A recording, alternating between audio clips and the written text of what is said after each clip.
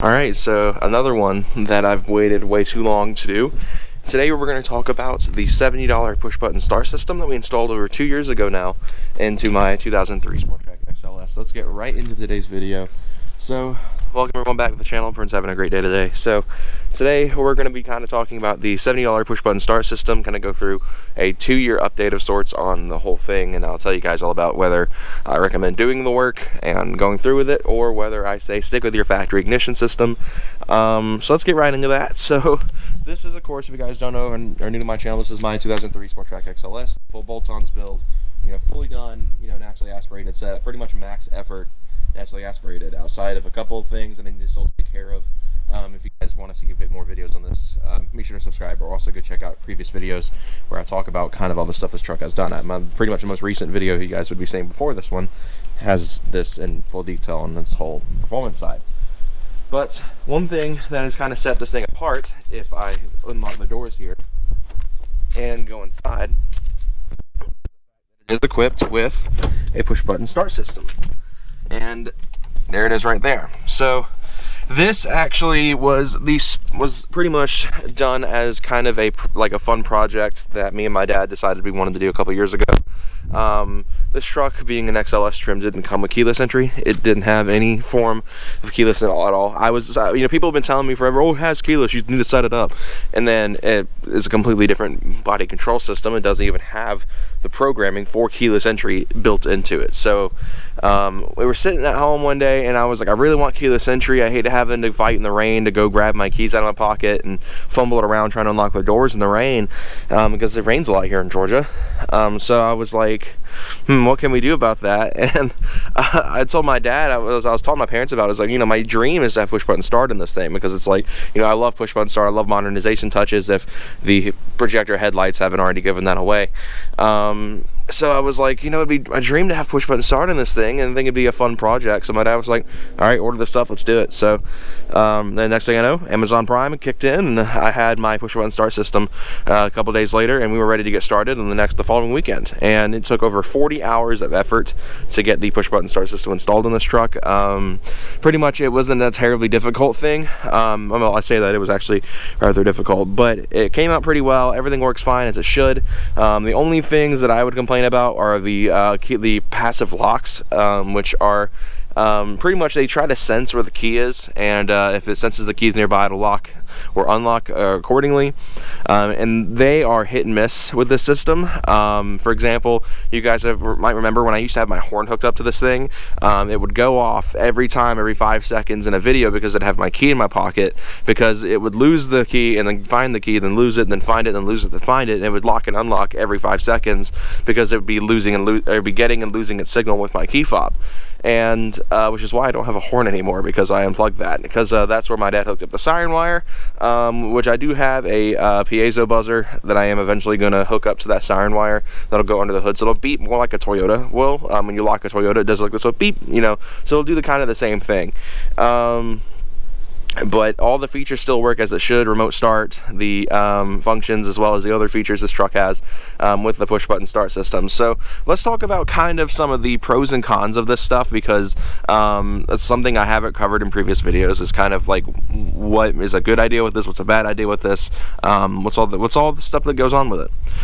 So some pros would be, it is modern AF. It is very, very nice to be able to hop in there and hold a button versus having to fumble around for keys and turning ignition cylinders.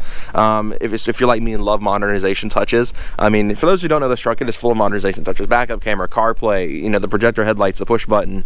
Eventually it'll have heated and cooled seats. It's all about modernization with this thing. I love modernization touches. I love making cars that are old, like this truck, as modern as possible. And if you're like me and then push button start, it's a cool idea.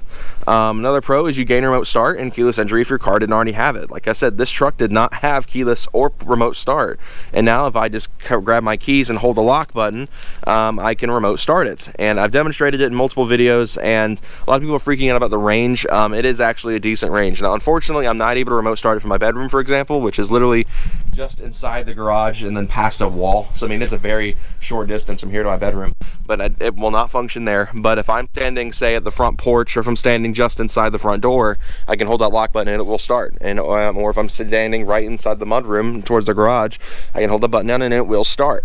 I will say that the remote start's coming in kind of iffy. From time to time, it doesn't function, and I'll have to like let go and hold the button again to get it to do it. It's not every time, but it's every other time. Sometimes it'll just not want a remote start. And outside of that, it works just fine. Doors unlock and lock as they should, but of course the passive locks with the sensors and everything have taken a victim, because my passenger door, the lock is actually going bad, the lock motor. Sometimes it doesn't lock, sometimes it will. A lot of times I have to get out whenever I'm going into the night, check to make sure this door's locked, and I have to come in and push it down manually. And sometimes it just won't unlock when I'm trying to get people in the car. This is most notably when I have my friend Hayden or my girlfriend riding along. It sometimes will not unlock, so I kind of have to, get in there and open the door for them. So that is one thing to keep in note. Unfortunately, I cannot find a way to turn off the passive locks or whatever, the actual sensors that automatically do the locking and unlocking for you. And plus, those aren't really the greatest, so I don't like them anyway. But it was just kind of something that I can't turn off. So those are the pros, and it's modern and it's really cool, and you get all these new features for your car that is old. Let's talk about some cons. So first off, you lose a little bit of safety features. So the truck right now, if anyone was able to get the signal from the fob, they'd be able to start it, because the factory PATS system is actually still in use. It actually does have a key sitting inside of it to sense that there is an actual chip in there to start the truck. So if anyone were to be able to just magically get a hold of the signal from my key fob, they got access. There's no steering lock anymore. We had to actually almost remove that to be able to install the push button start. So pretty much I can go in there and turn the wheel lock to lock, and it'll be fine. It'll just sit here and do it.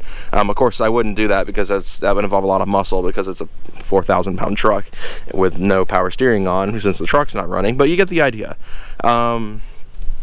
So I mean, it's a little bit less safe, but at the same time, it is kind of balanced out by the fact that they actually have to have your key fob in order to start this, and they need to have a really good signal, because the key fobs themselves aren't necessarily the greatest transmitters. I mean, they are very kind of weak transmitters, and they do their job when they're in the car and when they're somewhat close, but outside of that, really, they don't work. So I mean, they need to be standing, like if they had one of those like things that reads your signal or whatever from key fobs, I mean, they'd have to be like right up on you in order to get the signal to be able to make it work. So I mean, it's actually decently safe regardless. Of course, the steering lock is a bit of concern, but outside of the steering lock, I mean, there is no major concerns with safety.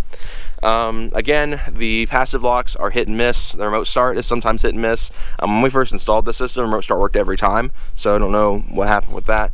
The antennas themselves are what control the passive locks, which is why I think you can't turn it off, is the antennas control. So if you unplug the antennas, you can't unlock or lock the car.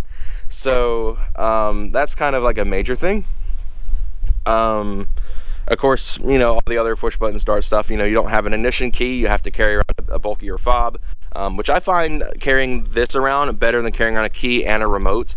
This just makes things easier for me to just carry in one hand, and I can just grab this. It's all in one spot, and I prefer keys that way. I don't like, if I'd had the factory remote system in this thing, it would be several different keys like that.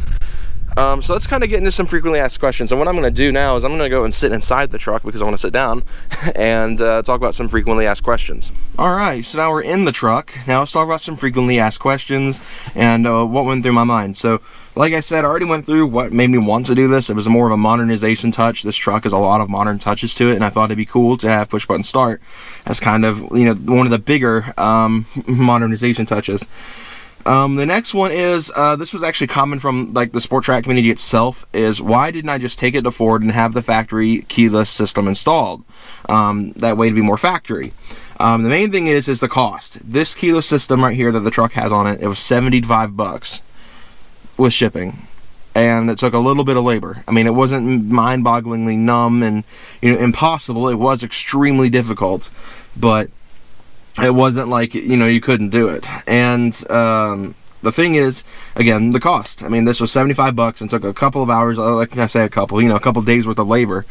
But the factory keyless, while it would have been easier to install, especially because Ford would have been taking care of it because it would have been at the Ford dealership, it also would have cost me nearly $500. And I think I'll take the hit on, getting doing the work ourselves and doing something a little bit more obscure than paying a dealership to take control of my car for several days, put $500 into it for just to be able to hit a button to unlock the truck. I hope that makes sense. I'm not really wanting to spend $500 just so I can hit a button and unlock the door, regardless of whether it's a factory system or not. And so that was kind of where this came from. And I'm fine with my decisions. I don't care. It works fine. It does its job. It still, I get up in the morning and it starts and it does its job. So what about wiring diagrams? I get questions a lot about the wiring diagrams. Because this was kind of obscure and it was a lot of trial and error. Unfortunately, because of the fact it was 2 years ago, neither of us actually remember what wires went to what. So unfortunately, I don't have that to share with you guys as much as I'd like to. But I'm sure if you do enough research, we had to do a lot of research. Check out, if you have a Sport Track or an Explorer or something like that, and you're trying to do this as well, go through Explorer Forum, go through all the Explorer sites.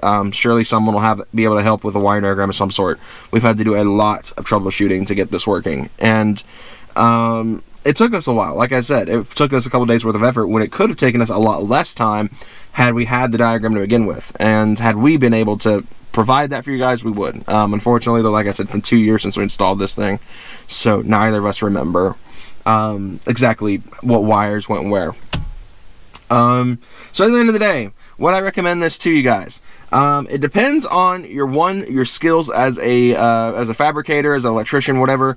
Whether you can do electrical fabrication, stuff like that. With wiring, it also depends on your patience. For me, it was fine. I didn't have anything going on the weekend. We did this anyways, so it wasn't terrible at all. It was, like I said, it wasn't mind-numbingly impossible, but it was also not easy either. So that's why I think, honestly, unless you're doing this in a car that is already established, people have already done it before, say like the Lexus IS300, where tons of people have done it, you won't have an issue. But for me, this vehicle, I'm the second Sport Track ever to have this. The only other one is a manual Gen 1 that also has this, and is also actually from Georgia, which is kind of funny. And then mine. So I'm one of only 2 in the country that has this. And so at the end of the day, it is kind of hard to, work when there's only 2 in the country that have done this, and 2 in the world that have done this, and mine being one of them. So like I said, you just do your research, find some diagrams to figure out everything, and you'll be good to go. Like I said, I wish I could show you guys the diagram that we used, that we pretty much made for this, because we pretty much kind of designed our own wiring diagram as we went. But at the end of the day, it's all up to your discretion. I think it was a cool mod, but at the end of the day, I would probably go back and do something different. I probably would have kept the key ignition and probably done a standard remote with remote start, because it probably just would have been a little bit easier, and it probably wouldn't have taken up so much effort. As much as I do love the push button, because it is nice. But at the end of the day, it's probably better, unless your car has already been established to people who have done it before and know what they're doing with it. Just get like a Viper system or something like that is got remote start and is a remote with your standard key ignition. It makes things a lot easier. You don't have to remove quite as much. But anyway, guys, hope you all enjoyed this little update on my $70 push button start system. It is working still just as fine as it did in 2018, despite like a couple of little pitfalls. But anyway, guys, hope you all enjoyed. I will see you guys in the next video. Take care, guys. Have a great day.